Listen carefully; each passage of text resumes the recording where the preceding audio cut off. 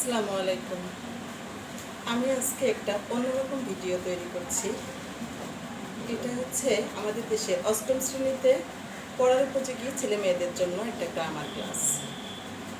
তো বন্ধুরা, আমাদের অষ্টম শ্রেণীর উপযুক্ত ছাত্রছাত্রীরা তোমরা যারা আছো, তারা যদি আমার ভিডিওটা ফলো করো, অর্থাৎ কমেন্টস করো, তাহলে আমি তোমাদের জন্য নতুন নতুন আইটেম নিয়ে একটা করে ভিডিও তৈরি করে তোমাদের জন্য আমি পোস্ট করব। আজকে আমি আলোচনা করব টেন্সের উপর, কারণ অষ্টম শ্রেণীতে পড়ার উপযুক্ত ছাত্রছাত্রীদের ন্যূনতম যেসব গ্রামেটিক্যাল আইটেমের উপর জ্ঞান থাকা জরুরি, তার মধ্যে আমি টেন্সটাকেই মেইন মনে করি।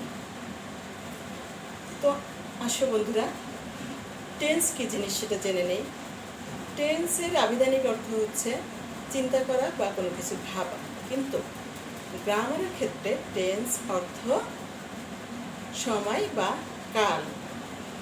প্রতিদিন আমরা নানা রকম কাজ করি, সেই কাজ করার সময়কে বলা হয় টেন্স। তো প্রথমে আমরা প্রেজেন্ট টেন্স দিয়ে শুরু করব। প্রেজেন্ট টেন্স মূলত 4 প্রকার। প্রথমে প্রেজেন্ট ইনডিফিনিট টেন্স।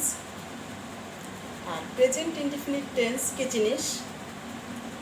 বর্তমান সময়ে আমরা প্রতিদিন বা নিয়মিত যে কাজগুলো করে থাকি, সেই কাজগুলোকেই আমরা প্রেজেন্ট টেন্সের মধ্যে ফেলি। সেই কাজের সময়গুলোকে আর কি, সময়টাকেই প্রেজেন্ট টেন্স বলি। প্রেজেন্ট টেন্সের স্ট্রাকচার যখন লিখবে তোমরা, তখন এরকম সাবজেক্ট প্লাস ভার্ব 1 বা সংক্ষেপে V1 ব্র্যাকেটে লিখে রাখতে পারো। মেইন ভার্বে প্রেজেন্ট ফর্ম প্লাস এক্সটেনশন। এক্সটেনশনটা লেখা হচ্ছে এই জন্য যে ভার্বের পরে আরও কিছু অংশ থাকতে পারে, সেখানে অবজেক্টও থাকতে পারে, অথবা অ্যাডভার্বিয়াল এরকম থাকতে পারে, সেই জন্য ওখানে এক্সটেনশনটা লিখে রাখো। তাহলে আমাদের স্ট্রাকচার আসলো subject plus verb 1 plus extension. Example number 1, আমরা ফার্স্ট পারসন সিঙ্গুলার নাম্বার হিসেবে সাবজেক্টটা নিলাম আই ইট রাইস। বাংলায় বললে বলা হতো আমি ভাত খাই। ইংলিশে যখন বলা হচ্ছে, খাইটা আগে আসছে, ভাতটা পরে, অর্থাৎ I eat rice. First person singular নাম্বারকে আবার সাবজেক্টের জায়গায় চেঞ্জ করে প্লুরালে নিয়ে যাই, উই। উই দিয়ে এক্সাম্পল লিখি, উই রিড বুকস, আমরা বই পড়ি। নাম্বার 3, সেকেন্ড পারসনে যাই, you. You do the sums. Second person plural number, singular number দুটোই ইউ দিয়ে চলে, সো এখানে আমরা একটা নিলেই যথেষ্ট। থার্ড এক্সাম্পল নিতে পারি, থার্ড পারসন সিঙ্গুলার নাম্বার নাও, সাবজেক্টের জায়গায় শি অথবা he goes to school every day. তারপর থার্ড পারসন প্লুরাল নাম্বার দে।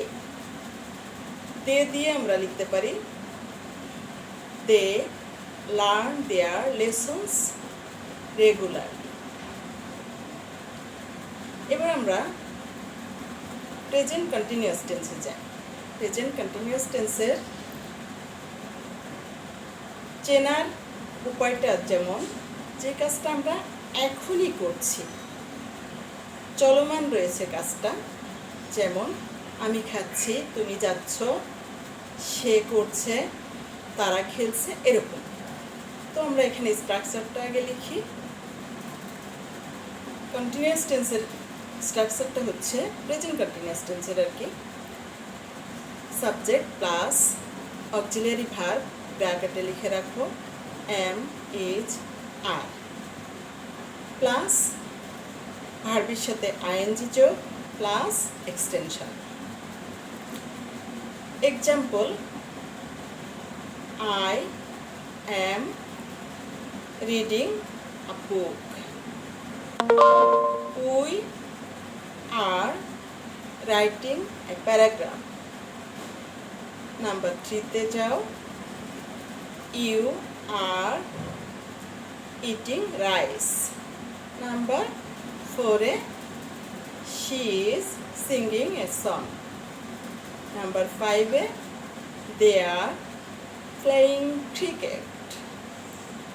তো বন্ধুরা, এই পর্যন্ত আজকে আমাদের ক্লাসটা থাক। আমি শীট তৈরি করে তোমাদেরকে ছেড়ে দিচ্ছি স্ট্রাকচারগুলো লিখে, তাতে তোমাদের উপকার হবে। যদি কেউ আগ্রহী থাকো আমাকে কমেন্টস করে তোমাদের পরামর্শগুলো বা তোমাদের কোনো প্রশ্ন থাকলে আমাকে করতে পারো। আমি তোমাদের জন্য আবার নতুন ভিডিও তৈরি করে পোস্ট করব। আশা করি সবাই আমাকে হেল্প করবে, এই ব্যাপারে কমেন্টস করবে, কেউ চাইলে শেয়ার করে দিতে পারো। আসসালামু আলাইকুম, আল্লাহ হাফেজ।